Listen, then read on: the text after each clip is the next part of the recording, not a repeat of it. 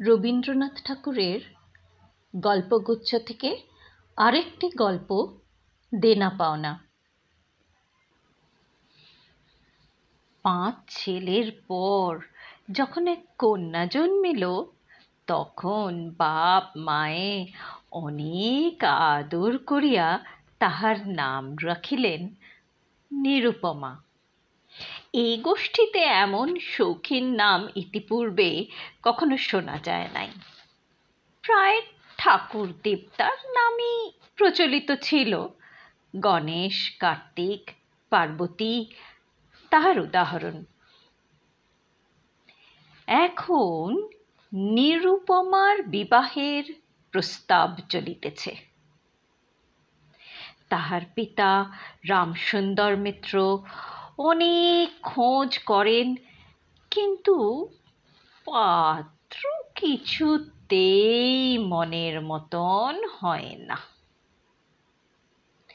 অবশেষে মস্ত এক রায় বাহাদুরের ঘরের একমাত্র ছেলেকে সন্ধান করিয়া বাহির করিয়াছেন। উক্ত রায় বাহাদুরের পৈতৃক বিষয়াশয় যদিও অনেক হ্রাস হইয়া আসিয়াছে, কিন্তু বনেদি ঘর বটে। বর পক্ষ হইতে 10,000 টাকা পণ এবং বহুল দান সামগ্রী চাহিয়া বসিল। রামসুন্দর কিচ্ছু মাত্র বিবেচনা না করিয়া তাহাতেই সম্মত হইলেন। এমন পাত্র কোনো মতে হাত ছাড়া করা যায় না। কিছুতেই টাকার জোগাড় আর হয় না। বাঁধা দিয়া বিক্রয় করিয়া অনেক চেষ্টাতেও 6,7 বাকি রহিল। এদিকে বিবাহের দিন নিকট হইয়া আসিয়াছে। অবশেষে বিবাহের দিন উপস্থিত হইল। নিতান্ত অতিরিক্ত সুদে একজন বাকি টাকাটা ধার দিতে স্বীকার করিয়াছিল, কিন্তু সময়কালে সে উপস্থিত হইল না। বিবাহ সভায় একটা তুমুল গোলযোগ বাঁধিয়া গেল। রামসুন্দর আমাদের রায় বাহাদুরের হাতে পায়ে ধরিয়া বলিলেন, শুভ কার্য সম্পন্ন হইয়া যাক, আমি নিশ্চয় টাকাটা শোধ করিয়া দিব। রায় বাহাদুর বলিলেন, টাকা হাতে না পাইলে বর সভাস্থ করা যাইবে না। এই দুর্ঘটনায় অন্তঃপুরে একটা কান্না পড়িয়া গেল। এই গুরুতর বিপদের যে মূল কারণ, সে চেলি পরিয়া, গহনা পরিয়া, কপালে চন্দন লেপিয়া চুপ করিয়া বসিয়া আছে। ভাবি শ্বশুরকুলের প্রতি যে তাহার খুব একটা ভক্তি কিংবা অনুরাগ জন্মিতেছে, তাহা বলা যায় না। ইতিমধ্যে একটু সুবিধা হইল। বর সহসা তাহার পিতৃদেবের অবাধ্য হইয়া উঠিল। সে বাপকে বলিয়া বসিল, কেনা বেচা দরদামের কথা আমি বুঝি না। বিবাহ করিতে আসিয়াছি, বিবাহ করিয়া যাইব। বাপ যাহাকে দেখিল তাহাকেই বলিল, দেখেছেন মহাশয় আজকালকার ছেলেদের ব্যবহার। দুই একজন প্রবীণ লোক ছিল, তাহারা বলিল, শাস্ত্র শিক্ষা নীতি শিক্ষা এক্কেবারে নাই, কাজেই বর্তমান শিক্ষার বিষময় ফল নিজের সন্তানের মধ্যে প্রত্যক্ষ করিয়া রায় বাহাদুর হতোদ্যম হইয়া বসিয়া রহিলেন। বিবাহ এক প্রকার বিষণ্ণ নিরানন্দভাবে সম্পন্ন হইয়া গেল। শ্বশুর বাড়ি যাইবার সময় নিরুপমাকে বুকে টানিয়া লইয়া বাপ আর চোখের জল রাখিতে পারিলেন না। নীরু জিজ্ঞাসা করিল, তারা কি আর আমাকে আসতে দেবে না বাবা? রামসুন্দর বলিলেন, কেন আসতে দেবে না মা? আমি তোমাকে নিয়ে আসব।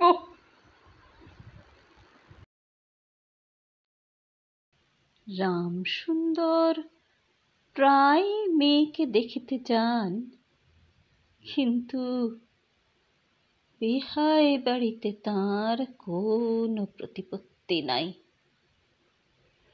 চাকরগুলো পর্যন্ত তাহাকে নিচু নজরে দেখে। অন্তঃপুরের বাহিরে একটা স্বতন্ত্র ঘরে 5 মিনিটের জন্য কোনোদিন বা মেয়েকে দেখিতে পান, কোনোদিন বা দেখিতে পান না। কুটুম্বগৃহে এমন করিয়া আর অপমান তো সহা যায় না। রামসুন্দর স্থির করিলেন, যেমন করিয়া হোক টাকাটা শোধ করিয়া দিতে হইবে। কিন্তু যে ঋণ ভার কাঁধে চাপিয়াছে, তাহারই ভার সামলানো দুঃসাধ্য। খরচপত্রের অত্যন্ত টানাটানি পড়িয়াছে এবং পাওনাদারদের দৃষ্টিপথ এড়াইবার জন্য সর্বদাই নানা রূপ হীন কৌশল অবলম্বন করিতে হইতেছে। এদিকে শ্বশুরবাড়ি উঠিতে বসিতে মেয়েকে খোঁটা লাগাইতেছে। পিতৃগৃহের নিন্দা শুনিয়া ঘরে দ্বার দিয়া অশ্রু বিসর্জন তাহার নিত্যক্রিয়ার মধ্যে দাঁড়াইয়াছে। বিশেষত শাশুড়ির আক্রোশ আর কিছুতেই মেটে না। যদি কেহ বলে, আহা কি শ্রী, বউয়ের মুখখানি দেখিলে চোখ জুড়াইয়া যায়, শাশুড়ি ঝংকার দিয়া উঠিয়া বলে, শ্রী তো ভারী, যেমন ঘরের মেয়ে তেমনি শ্রী। এমনকি বউয়ের খাওয়া পড়ারও যত্ন হয় না। যদি কোনো দয়াপরতন্ত্র প্রতিবেশিনী কোনো ত্রুটির উল্লেখ করে, শাশুড়ি বলে, ওই ঢের হয়েছে। অর্থাৎ বাপ যদি পুরা দাম দিত তো মেয়ে পুরা যত্ন পাইত। সকলেই এমন ভাব দেখায় যেন বধূর এখানে কোনো অধিকার নাই, ফাঁকি দিয়া প্রবেশ করিয়াছে। বোধ হয় কন্যার এই সকল অনাদর এবং অপমানের কথা বাপের কানে গিয়া থাকিবে। তাই রামসুন্দর অবশেষে বসত বাড়ি বিক্রয়ের চেষ্টা করিতে লাগিলেন। কিন্তু ছেলেদের যে গৃহহীন করিতে বসিয়াছেন, সে কথা তাহাদের নিকট হইতে গোপনে রাখিলেন। স্থির করিয়াছিলেন বাড়ি বিক্রয় করিয়া সেই বাড়ি ভাড়া লইয়া বাস করিবেন। এমন কৌশলে চলিবেন যে তাহার মৃত্যুর পূর্বে এ কথা ছেলেরা জানিতে পারিবে না। কিন্তু ছেলেরা জানিতে পারিল। সকলে আসিয়া কাঁদিয়া পড়িল। বিশেষত বড় তিনটি ছেলে বিবাহিত এবং তাহাদের কাহারও বা সন্তান আছে। তাদের আপত্তি অত্যন্ত গুরুতর হইয়া দাঁড়াইল। বাড়ি বিক্রয় স্থগিত হইল। তখন রামসুন্দর নানা স্থান হইতে বিস্তর সুদে অল্প অল্প করিয়া টাকা ধার করিতে লাগিলেন। এমন হইল যে সংসারের খরচ আর চলে না।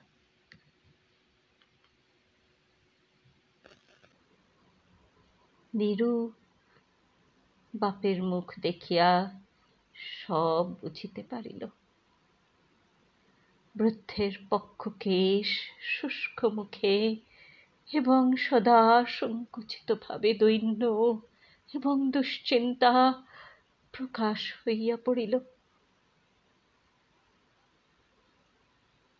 মেয়ের কাছে যখন বাপ অপরাধী, তখন সে অপরাধের অনুতাপ কি আর গোপন রাখা যায়?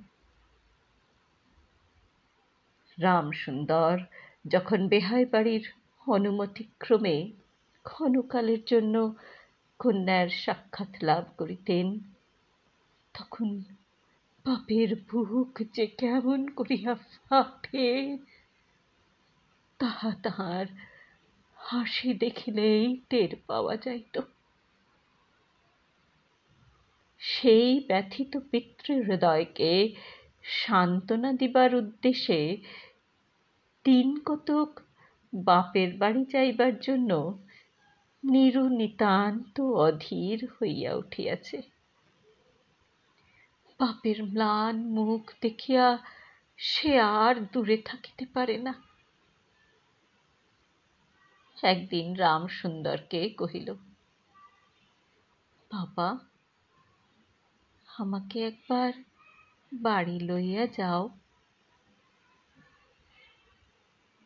রামসুন্দর বলিলেন, আচ্ছা। কিন্তু তাহার কোনো জোর নেই। নিজের কন্যার উপরে পিতার যে স্বাভাবিক অধিকার আছে, তাহা যেন পণের টাকার পরিবর্তে বন্ধক রাখিতে হইয়াছে।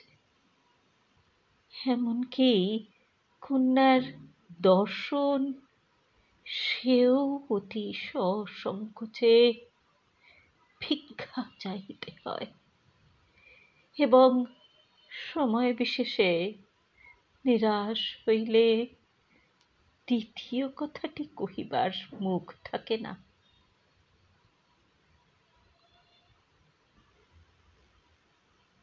কিন্তু মেয়ে আপনি বাড়ি আসিতে চাহিলে বাপ তাহাকে না আনিয়া কেমন করিয়া থাকে? তাই বেহাইয়ের নিকট সে সম্বন্ধে দরখাস্ত পেশ করিবার পূর্বে রামসুন্দর কত হীনতা, কত অপমান, কত ক্ষতি স্বীকার করিয়া যে ৩,০০০ টাকা সংগ্রহ করিয়াছিলেন, সে ইতিহাস গোপন থাকাই ভালো।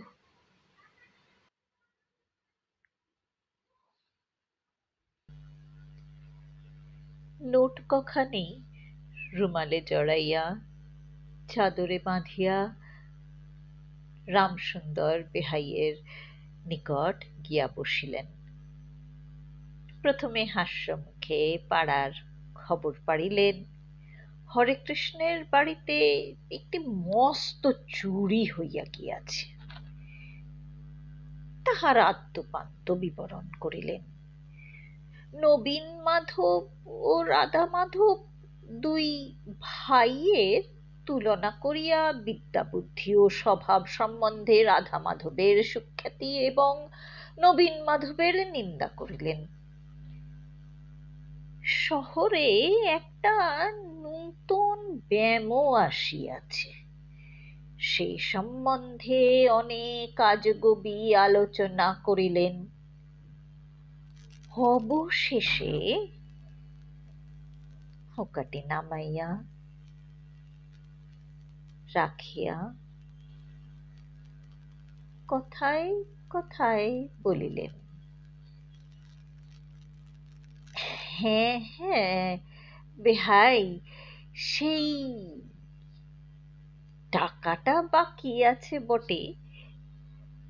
রোজই মনে করি যাচ্ছি, অমনি হাতে করে কিছু নিয়ে যাই, কিন্তু সময়কালে মনে থাকে না। আর ভাই বুড়ো হয়ে গেছি। এমনি এক দীর্ঘ ভূমিকা করিয়া পঞ্চরের তিনখানি অস্থির মতো সেই তিনখানি নোট যেন অতি সহজে অবহেলে বাহির করিলেন। সবে মাত্র ৩,০০০ টাকার নোট দেখিয়া রায় বাহাদুর অট্টহাস্য করিয়া উঠিলেন, বলিলেন, থাক বেহাই, ওতে আমার কাজ নেই। একটা প্রচলিত বাংলা প্রবাদের উল্লেখ করিয়া বলিলেন, সামান্য কারণে হাতে দুর্গন্ধ করিতে তিনি চান না। এই ঘটনার পরে মেয়েকে বাড়ি আনিবার প্রস্তাব কাহারও মুখে আসে না। কেবল রামসুন্দর ভাবিলেন, সেই সকল কুটুম্বিতার সংকোচ আমাকে আর শোভা পায় না। মর্মাহতভাবে অনেকক্ষণ চুপ করিয়া থাকিয়া অবশেষে মৃদুস্বরে কথাটা পাড়িলেন। রায় বাহাদুর কোনো কারণ মাত্র উল্লেখ না করিয়া বলিলেন, সে এখন হচ্ছে না। এই বলিয়া কর্মোপলক্ষে স্থানান্তরে চলিয়া গেলেন। রামসুন্দর মেয়ের কাছে মুখ না দেখাইয়া কম্পিত হস্তে কয়েকখানি নোট চাদরের প্রান্তে বাঁধিয়া বাড়ি ফিরিয়া গেলেন। মনে মনে প্রতিজ্ঞা করিলেন, যতদিন না সমস্ত টাকা শোধ করিয়া দিয়া অসংকোচে কন্যার উপরে দাবি করিতে পারিবেন, ততদিন আর বেহাই বাড়ি যাইবেন না।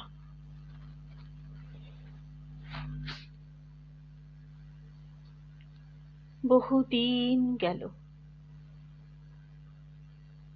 নিরুপমা লোকের উপর লোক পাঠায়, কিন্তু বাপের দেখা পায় না।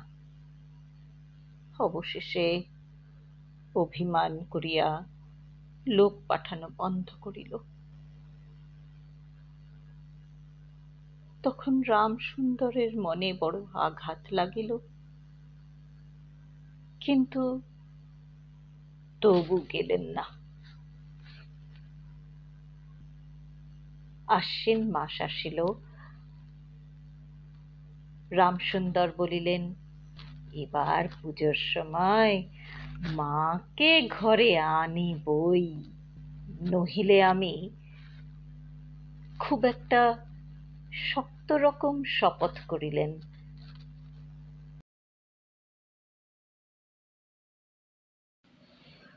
পঞ্চমী কি ষষ্ঠীর দিনে আবার চাদরের প্রান্তে কোটি কতক নোট বাঁধিয়া রামসুন্দর যাত্রার উদ্যোগ করিলেন।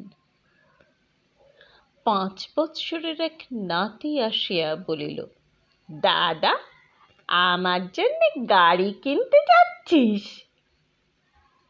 বহুদিন হইতে তাহার ঠেলা গাড়িতে চড়িয়া হাওয়া খাইবার শখ হইয়াছে, কিন্তু কিছুতেই তাহা মিটিবার উপায় হইতেছে না।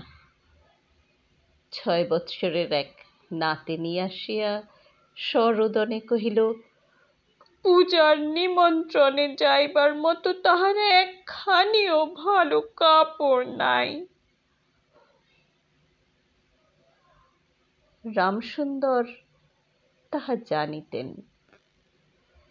এবং সে সম্বন্ধে তামাক খাইতে খাইতে বৃদ্ধ অনেক চিন্তা করিয়াছেন।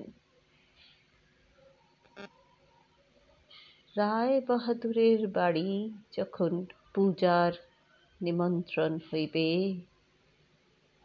তখন তাহার বধূগণকে অতি যৎসামান্য অলঙ্কারে অনুগ্রহপাত্র দরিদ্রের মতো চাইতে হইবে।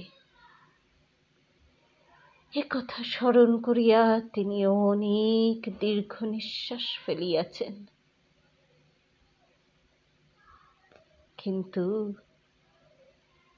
তাহাতে তাহার ললাটের বার্ধক্য রেখা গভীরতর অঙ্কিত হওয়া ছাড়া আর কোনো ফল হয় নাই। দৈন্যপীড়িত গৃহের ক্রন্দনধ্বনি কানে লইয়া বৃদ্ধ তাহার বেহাই বাড়িতে প্রবেশ করিলেন। আজ তাহার সে সংকোচ ভাব নাই। দ্বাররক্ষী এবং ভৃত্যদের মুখের প্রতি সে চকিত সলজ্জ দৃষ্টিপাত দূর হইয়া গিয়াছে, যেন আপনার গৃহে প্রবেশ করিলেন। শুনিলেন রায়বাহাদুর ঘরে নাই, কিছুক্ষণ অপেক্ষা করিতে হইবে। মনের উচ্ছ্বাস সংবরণ করিতে না পারিয়া রামসুন্দর কন্যার সহিত সাক্ষাৎ করিলেন। আনন্দে 2 চোখ দিয়া জল পড়িতে লাগিল। বাপও কাঁদে, মেয়েও কাঁদে, 2 জনে কেহ আর কথা কহিতে পারে না। এমন করিয়া কিছুক্ষণ গেল।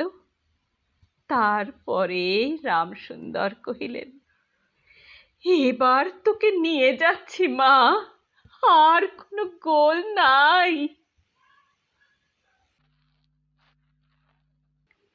এমন সময় রামসুন্দরের জ্যেষ্ঠ পুত্র হরমোহন তাহার 2টি ছোট ছেলে সঙ্গে লইয়া সহসা ঘরে প্রবেশ করিলেন।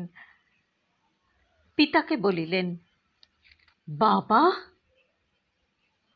আমাদের তবে এবার পথে ভাসালে? রামসুন্দর সহসা অগ্নিমূর্তি হইয়া বলিলেন, তোদের জন্য কি আমি নরকগামী হব? আমাকে তোরা আমার সত্য পালন করতে দিবি নে? রামসুন্দর বাড়ি বিক্রয় করিয়া বসিয়া আছেন।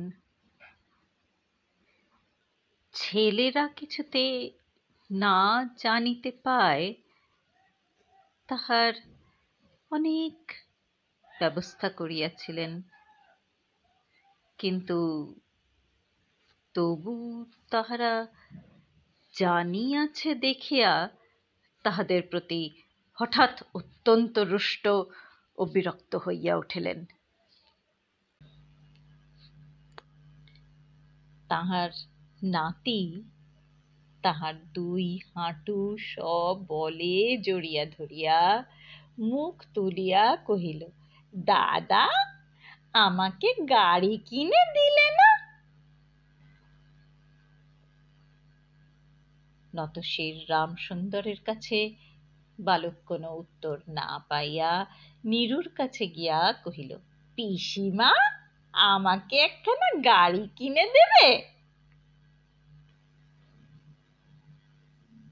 নিরুপমা সমস্ত ব্যাপার বুঝিতে পারিয়া কহিল, বাবা, তুমি যদি আর 1 পয়সা আমার শ্বশুরকে দাও, তাহলে আর তোমার মেয়েকে দেখতে পাবে না।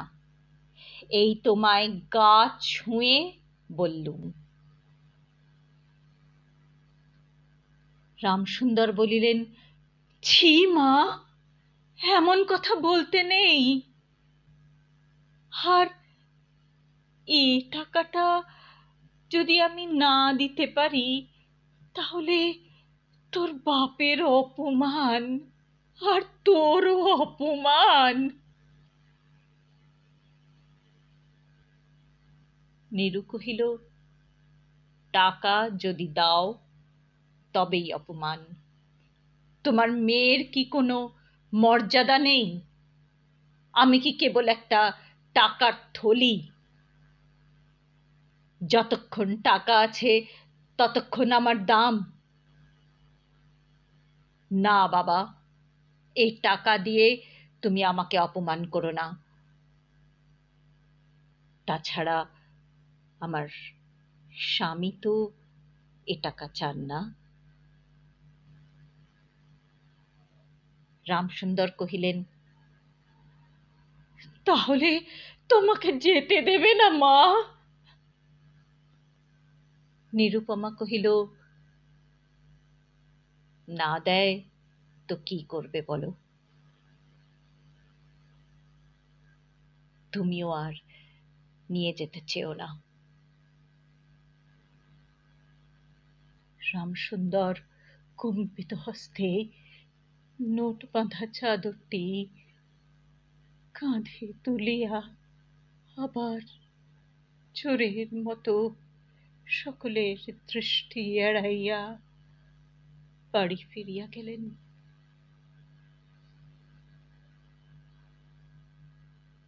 কিন্তু রামসুন্দর এই যে টাকা আনিয়াছিলেন এবং কন্যার নিষেধে সে টাকা না দিয়াই চলিয়া গিয়াছেন,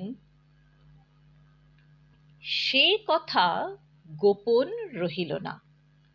কোন স্বভাব কৌতূহলী দ্বারলগ্ন কর্ণদাসী নীরুর শাশুড়িকে এই খবর দিল।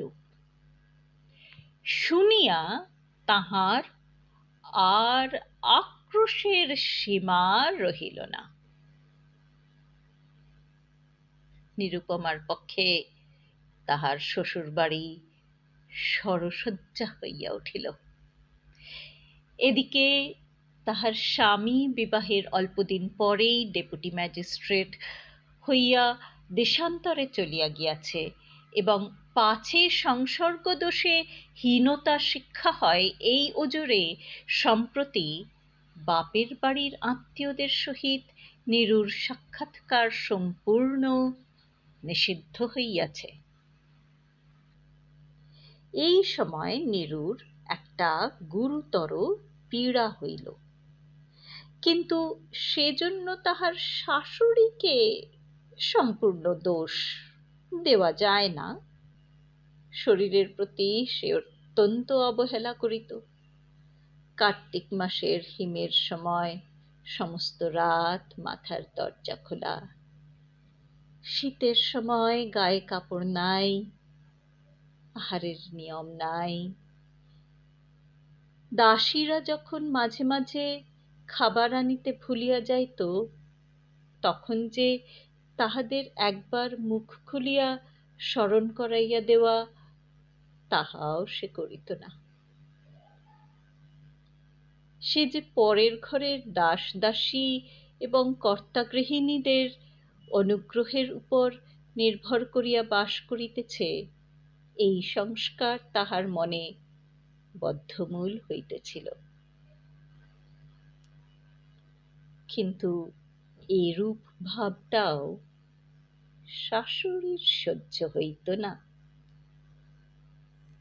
যদি আহারের প্রতি বধূর কোনো অবহেলা দেখিতেন, তবে শাশুড়ি বলিতেন, নবাবের বাড়ির মেয়েকে না, গরিবের ঘরের অন্ন ওর মুখে রোচেন না। কখনো বলিতেন, দেখো না একবার ছিঁড়িখানা, দেখো না, দিনে দিনে যেন পোড়া কাঠ হয়ে যাচ্ছে।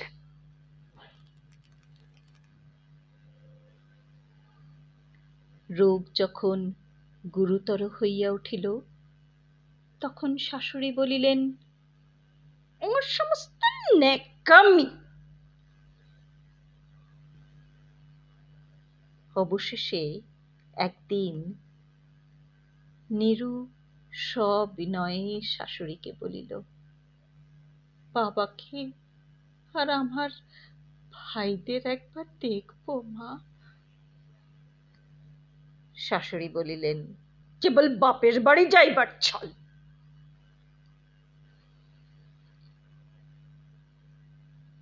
কেহ বলিলে বিশ্বাস করিবে না, যেদিন সন্ধ্যার সময় নীরুর শ্বাস উপস্থিত হইল, সেই দিন প্রথম ডাক্তার দেখিল, এবং সেই দিন ডাক্তারের দেখা শেষ হইল।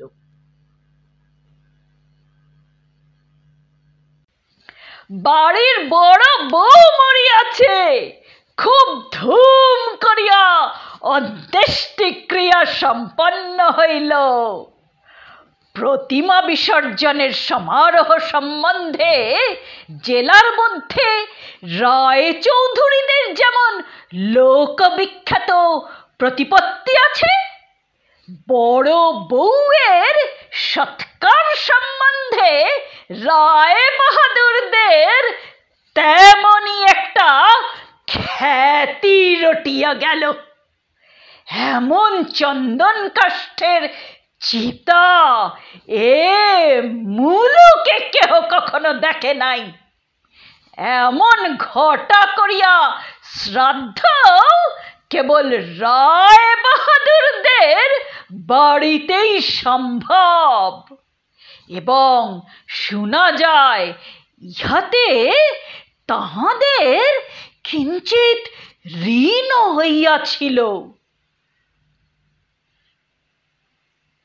রামসুন্দরকে সান্ত্বনা দিবার সময় তাহার মেয়ের যে কিরূপ মহাসমারোহে মৃত্যু হইয়াছে, সকলেই তাহার বহুল বর্ণনা করিল। এদিকে ডেপুটি ম্যাজিস্ট্রেটের চিঠি আসিল। আমি এখানে সমস্ত বন্দোবস্ত করিয়া লইয়াছি, অতএব অবিলম্বে আমার স্ত্রীকে এখানে পাঠাইবে। রায় বাহাদুরদের মহিষী লিখিলেন, বাবা, তোমার জন্যে আর একটি মেয়ের সম্বন্ধ করিয়াছি, অতএব অবিলম্বে ছুটি লইয়া এখানে আসিবে। এবারে 20,000 টাকা পণ এবং হাতে হাতে আদায়।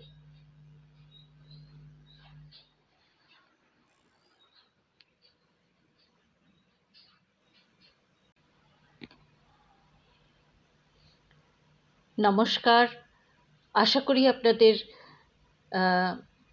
আমার আজকের এই দেনা পাওনার রিডিংটা ভালো লাগলো। যদি না ভালো লেগে থাকে তাহলেও কিন্তু জানাবেন কমেন্টসে। আপনাদের মতামত আমার কাছে খুব জরুরি, এবং আমি সত্যি উন্মুখ হয়ে থাকি জানার জন্য যে আপনাদের ভালো লাগলো কি না। যদি কোথাও কোনো ত্রুটি হয়ে থাকে মার্জনা করবেন। যদি কোথাও কিছু ভুল এক্সপ্রেশন হয়ে থাকে তাহলেও মার্জনা চেয়ে নিচ্ছি। আমি আমার মতন করে পড়লাম, হয়তো অন্য কেউ এর অন্য কোনো মানেও দিতে পারে। আপনাদের কেমন লাগলো নিশ্চয়ই জানাবেন।